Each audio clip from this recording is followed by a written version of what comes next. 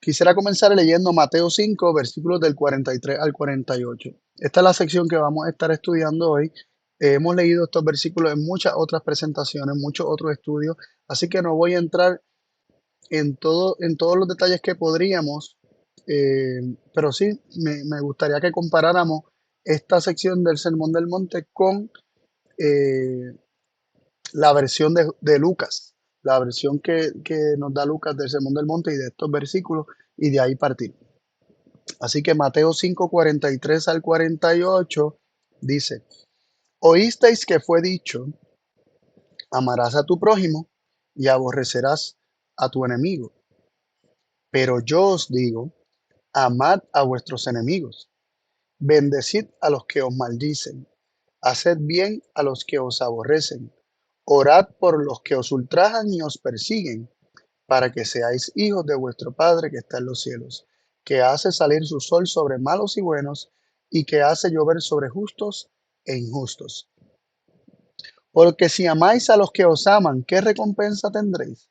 ¿No hacen también lo mismo los publicanos? Y si saludáis a vuestros hermanos solamente, ¿qué hacéis de más? ¿No hacen también así los gentiles? Sed pues vosotros perfectos, como vuestro Padre que está en los cielos es perfecto. Y en resumen, podríamos ver que Jesús nos llama a amar a nuestros enemigos, a tratarlos bien.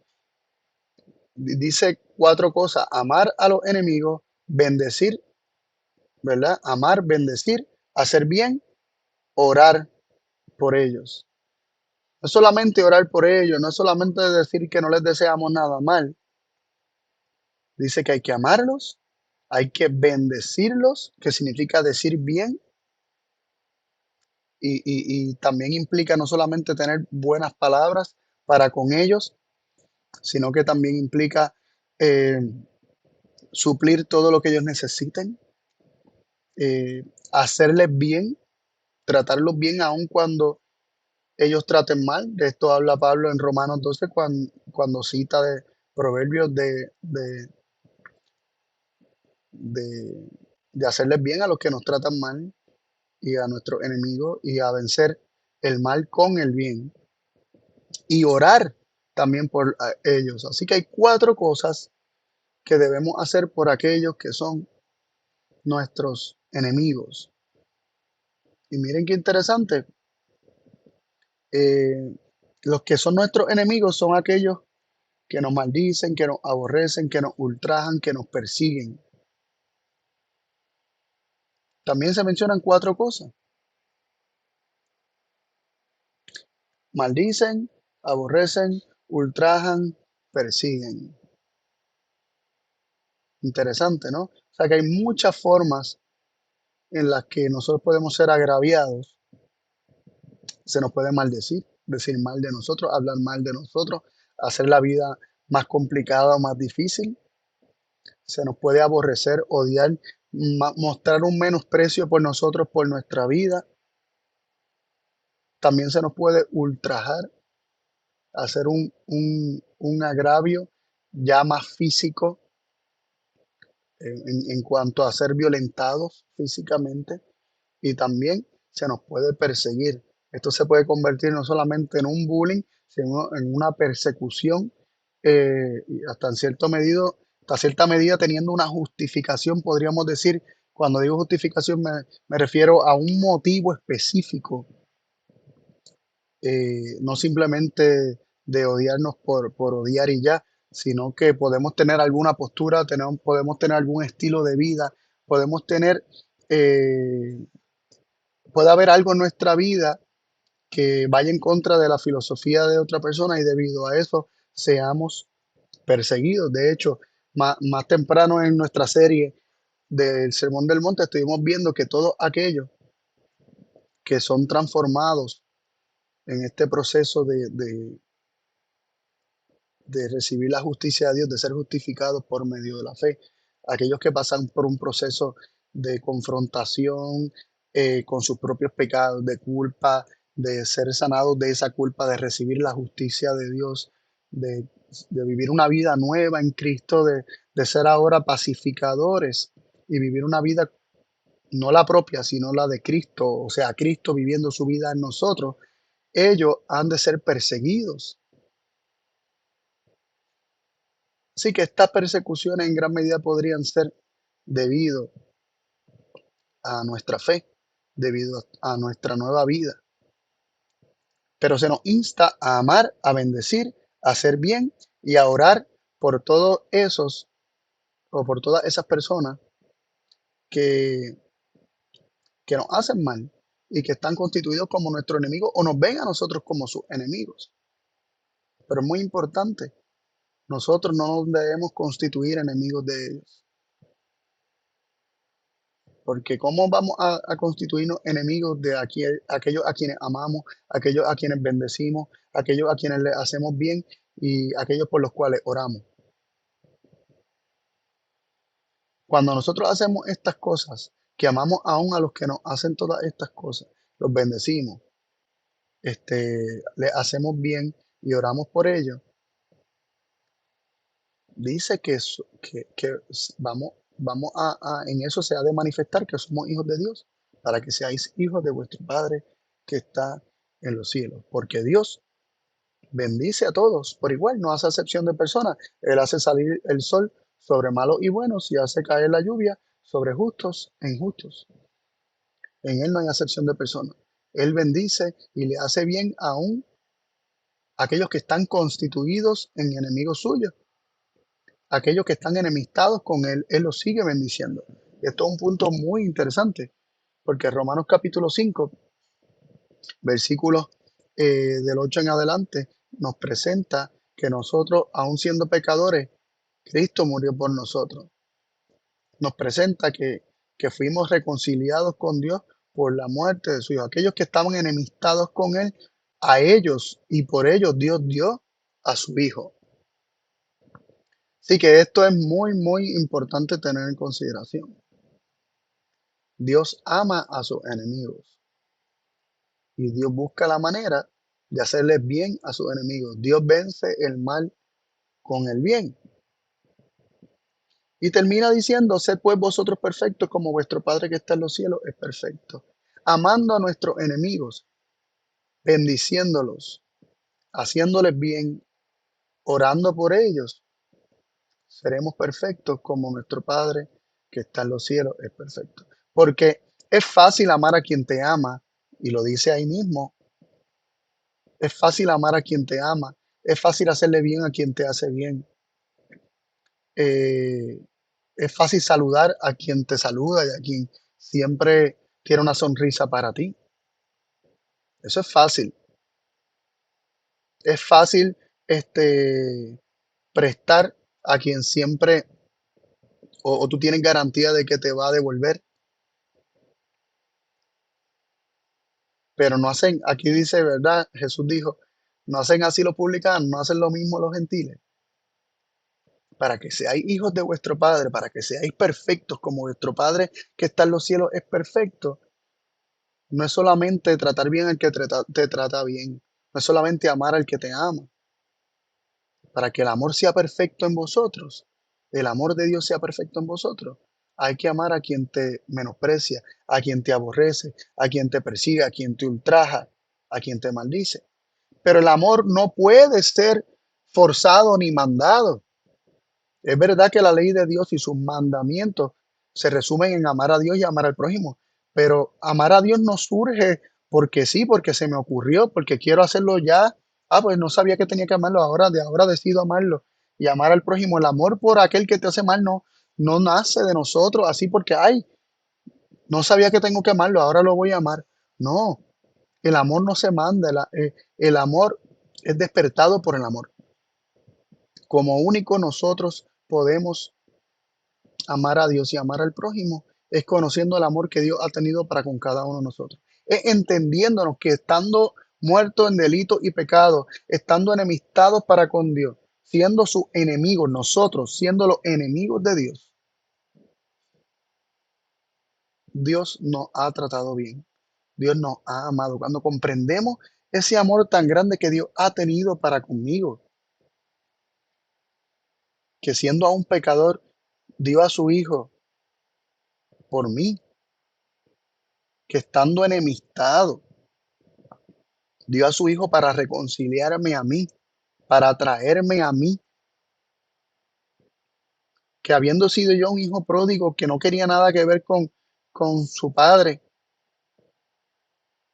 Dios envió a su Hijo para que me buscara y me sacara del, ¿verdad? De la profundidad del pecado donde caí. Cuando yo me entiendo como un hijo de Dios que fue enemigo, que, que, que lo maldijo, que lo aborreció, que ultrajó y lo persiguió, no solamente a Dios, sino que lo hemos hecho con el Hijo de Dios, a quien la palabra de Dios nos dice que lo que crucificamos cada vez que pecamos.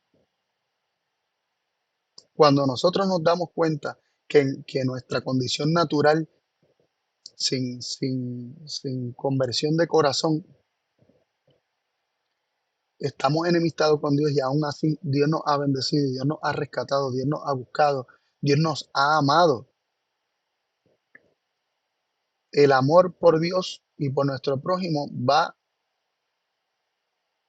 a surgir cuando ese amor es recibido, cuando es aceptado, creído, atesorado en el corazón. Ese amor se ha de manifestar a Dios en mi amor aún hacia mis enemigos. Y ese perfecto amor eh, que ama a sus enemigos, que bendice a los que maldicen, que hace bien a los que aborrecen, que ora por los que nos ultrajan y nos persiguen, que intercede aún por los enemigos como Cristo desde la cruz. Padre, perdónalo porque no saben lo que hacen. O Esteban diciéndole, no le tome en cuenta este pecado.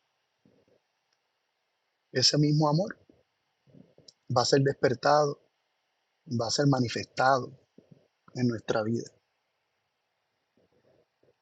Ahora, Lucas 6, 27 y 36 nos dice, pero a vosotros los que oís, os digo.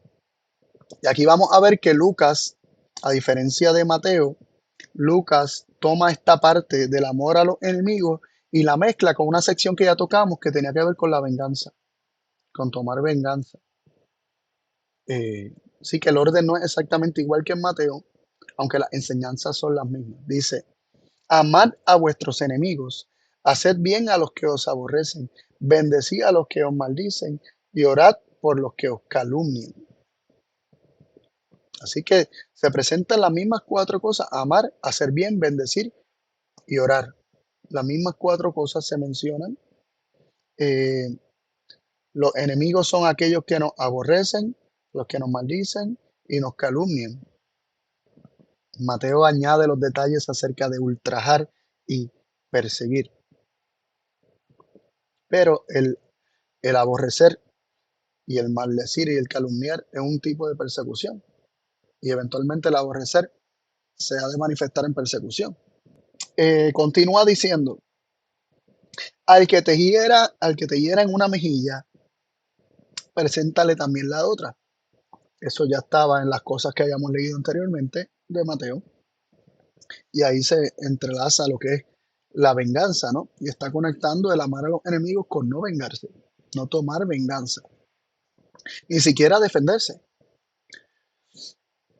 Y al que te quite la capa, ni aun la túnica le niegues.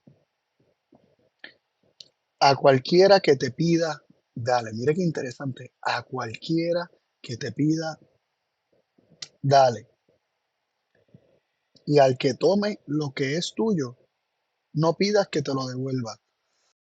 Y continúa diciendo, y como queréis que hagan los hombres con vosotros, así también haced vosotros con ellos. Porque si amáis a los que os aman, ¿qué mérito tenéis? Porque también los pecadores aman a los que los aman. Y si hacéis bien a los que os hacen bien, ¿qué mérito tenéis? Porque también los pecadores hacen lo mismo. Y si prestáis a aquellos de quienes esperáis recibir, ¿qué mérito tenéis? Porque también los pecadores prestan a los pecadores para recibir otro tanto. Amad pues a vuestros enemigos y haced bien y prestad, no esperando de ello nada, y será vuestro galardón grande y seréis hijos del Altísimo, porque Él es benigno para con los ingratos y malos. Ser pues misericordiosos, como también vuestro Padre es misericordioso. Y aquí Lucas nos expande, ¿verdad? Resumiendo, no vamos a entrar en todos los detalles, pero resumiendo, vemos que Lucas expande un poco el concepto de esa perfección que nos dice Mateo. Mateo nos dice, se pues vosotros perfectos. Lucas dice, sed vosotros misericordiosos como vuestro Padre que está en los cielos es misericordioso. Así que vemos que esa perfección que tiene que ver con amar a los enemigos, con un amor perfecto, que no solamente ama a los que te aman, sino que ama aún a los que te hacen mal, a los que te odian, te aborrecen, te maldicen, te persiguen, te ultrajan. Ese amor que consiste en hacer bien y amar y bendecir y solamente eh, tener bondad para aquellos que, que son ingratos y malos. Eso es misericordia. El tener misericordia de ellos es ser perfecto como nuestro Padre que está en los cielos es perfecto. Nuestro Padre Dios ama a sus enemigos. Nuestro Padre Dios nos ha amado aún nosotros siendo enemigos y ha buscado la manera de manifestar su bondad para guiarnos o llevarnos al arrepentimiento, reconciliarnos consigo mismo. Por eso nos dice la palabra que la bondad de Dios nos lleva o nos guía al arrepentimiento. Dice en Romanos capítulo 2, creo que el versículo 4. Dice, o ignoráis que es la bondad de Dios lo que os guía o os lleva al arrepentimiento. Lo que lleva al hombre al arrepentimiento es la bondad de Dios. Y si hay algo de que tenemos que arrepentirnos, es de haber estado enemistados con Dios, de ser enemigos de Dios. Esa es la condición del hombre en pecado, enemistad para con Dios. Dice, porque la mente carnal es enemistad para con Dios. Y no se sujeta a la ley de Dios ni tampoco puede, porque estando en enemistad con Dios es imposible estar sujeto a su ley. Es imposible amarlo y es imposible amar al prójimo. Por eso no se sujeta a la ley de Dios y no puede. Ahora, hace un énfasis bien interesante Lucas. No sé si lo notaron. Lucas hace un énfasis en prestar, en dar, en, en, en que aun cuando tu enemigo necesita, le des. Y si quieren que le des por medio de la fuerza, no le resista.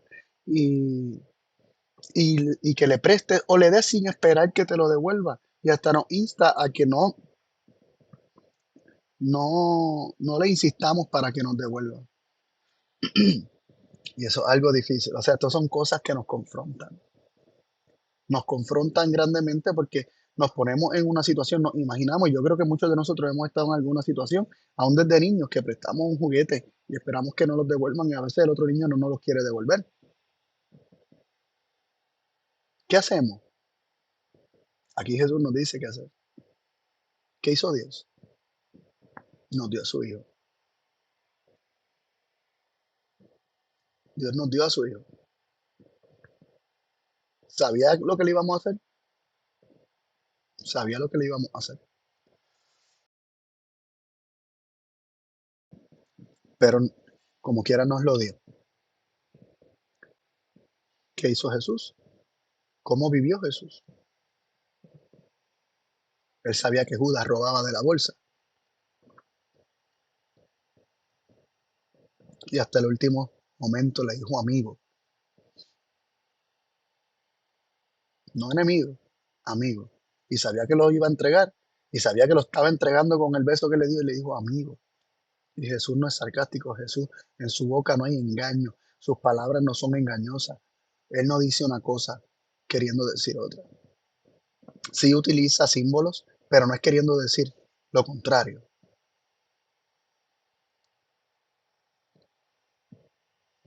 Así que él no es sarcástico, Jesús.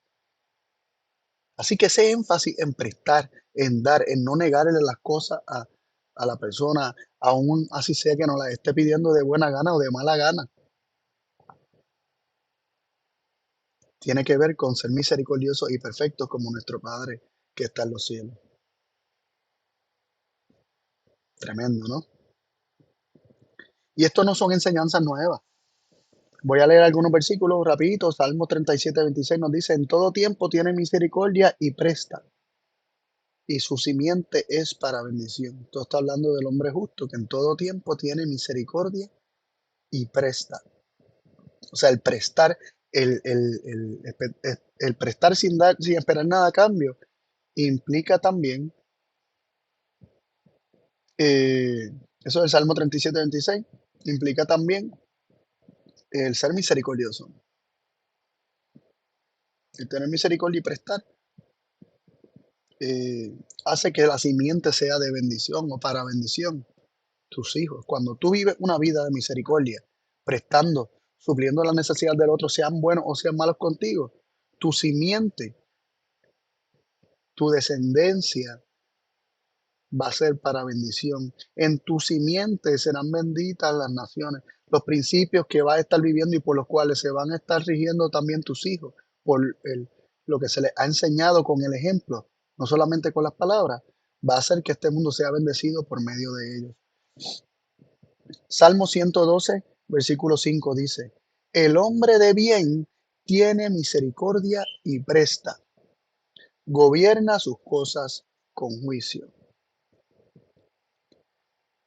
De nuevo aquí, el gobierno, el buen juicio, el gobierno de su hogar, el gobierno de lo que está bajo su autoridad, eh,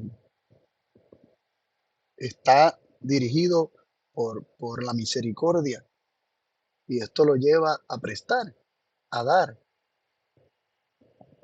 Y mira esto, dice Proverbios 19:17: a Jehová presta el que da al pobre, y él le dará su paga. Por eso Jesús decía: no esperes que te paguen. No lo des pensando que te paguen de vuelta lo que estás dando, lo que estás prestando. Dale al pobre, dale al necesitado, préstale.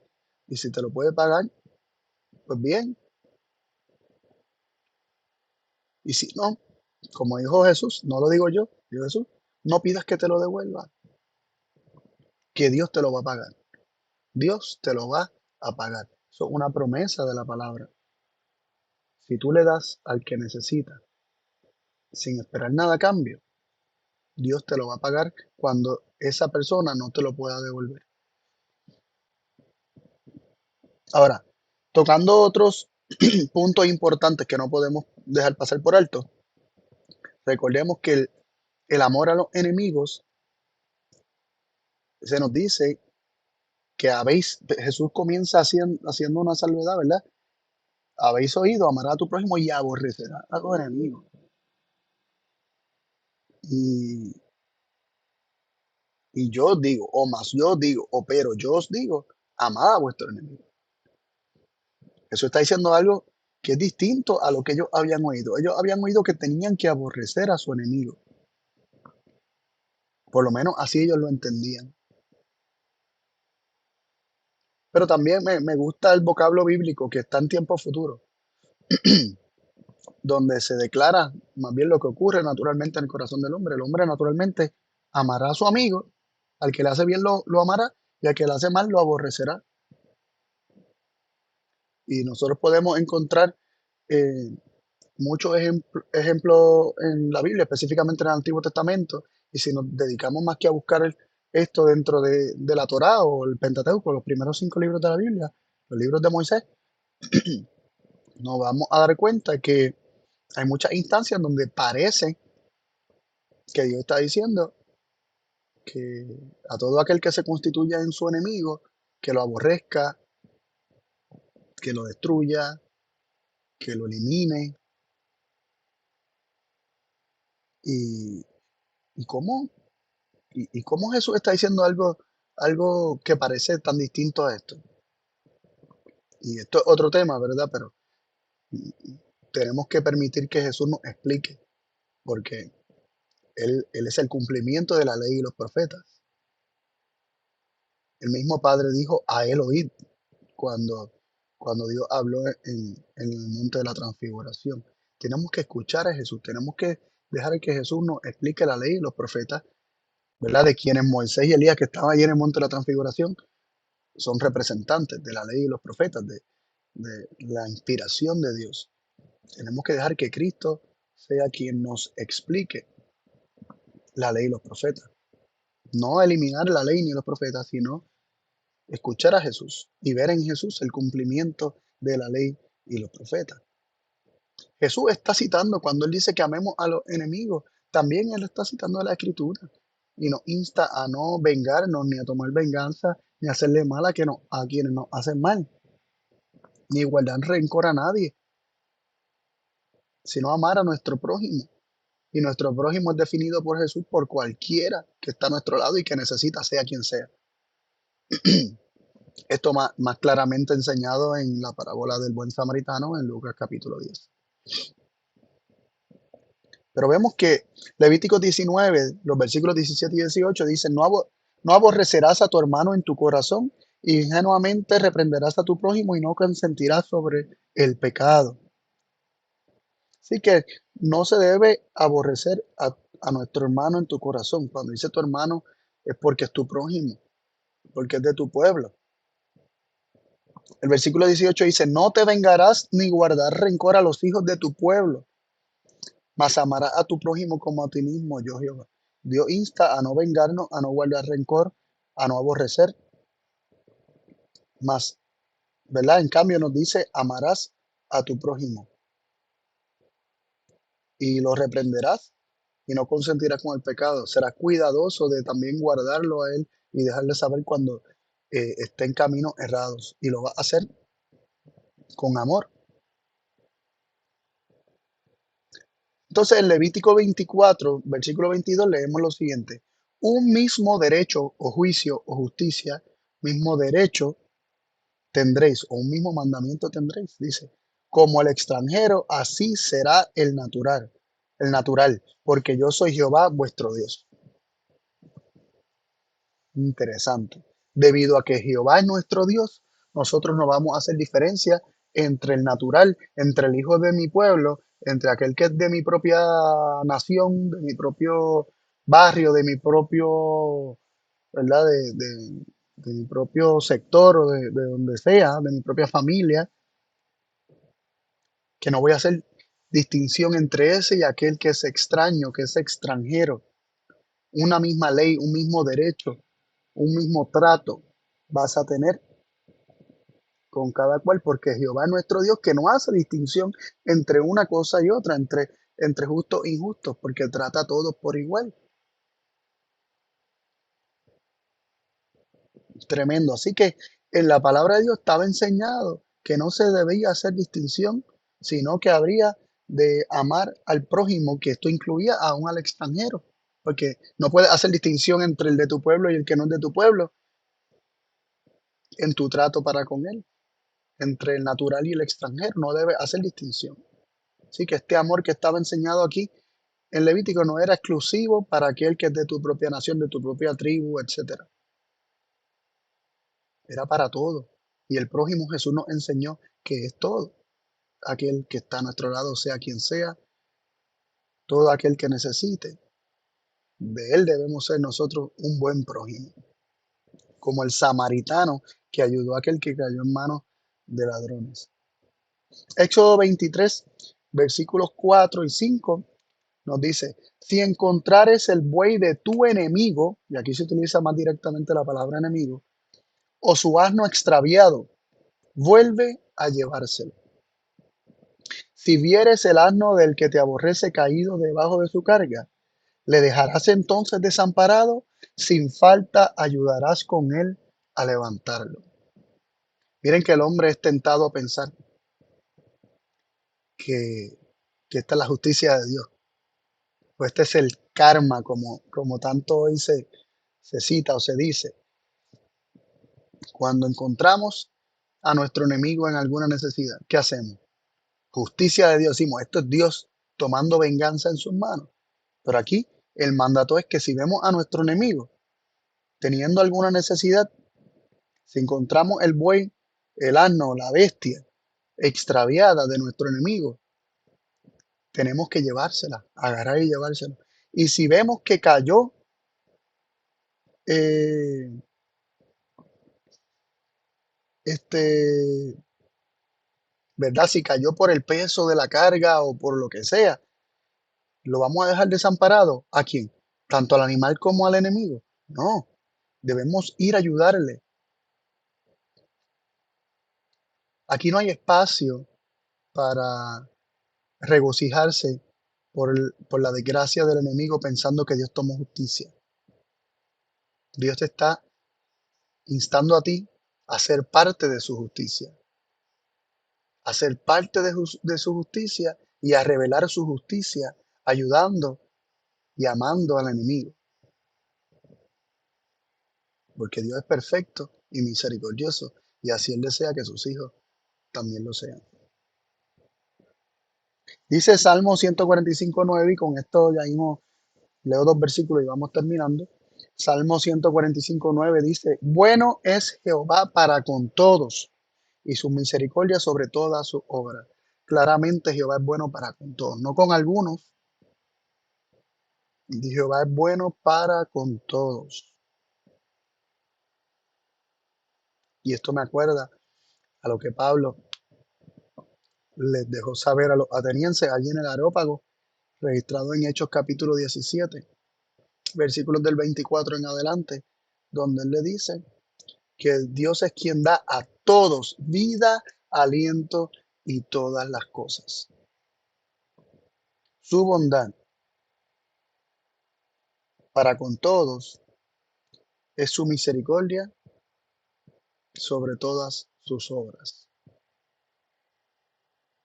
Efesios 5, versículo 1 y 2 dice, sed pues imitadores de Dios como hijos amados, así como Dios trata a sus enemigos, así como Dios nos trató a nosotros siendo enemigos y nos sigue tratando y sigue tratando al mundo, aún el mundo estando enemistado con él, así debemos tratar nosotros a nuestros enemigos. Sed imitadores de Dios como hijos amados. Debemos imitar a Dios. Pero si nosotros no entendemos cómo es Dios, vamos a imitar cosas equivocadas acerca de Dios.